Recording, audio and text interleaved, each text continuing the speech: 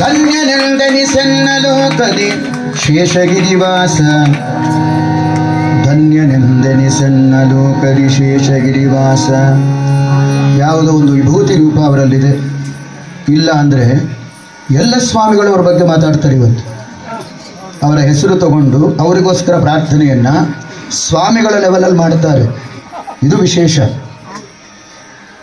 ಈ ಎಲ್ಲ ದೇವರ ಫೋಟೋಗಳ ಜೊತೆ ಅವ್ರ ಫೋಟೋ ಇದೆ ಅಂದರೆ ಆ ಮನುಷ್ಯ ಎಷ್ಟು ಪುಣ್ಯ ಮಾಡಿರ್ಬೇಕು. ವಿಶೇಷ. ಅವರು BJP ಪಕ್ಷ ಅಂತ ನಾನು ತೋರಿಸ್ತಿಲ್ಲ. ಉತ್ತಮವಾದ ಕಾರ್ಯವನ್ನು ಮಾಡಿದ್ದಾರೆ. ಯಾರೂ ಮಾಡದೇ ಇರೋ ರಾಮ ಮಂದಿರವನ್ನು ಅವರು ನಿರ್ಮಾಣ ಮಾಡಿದ್ದಾರೆ. ಅದಕ್ಕಾಗಿ ಅವರಿಗೆ ಗೌರವ ಸಲ್ಲಲೇದು.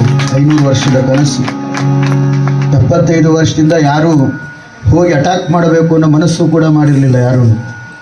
ಆ ಮನುಷ್ಯ ಇವತ್ತು ಆ ನಿರ್ಧಾರ ತಗೊಂಡು ಹಿಂದೂಗಳ ರಕ್ಷಣೆಗಾಗಿ ಪಣವನ್ನು ತೊಟ್ಟಿದ್ದಾರಲ್ಲ.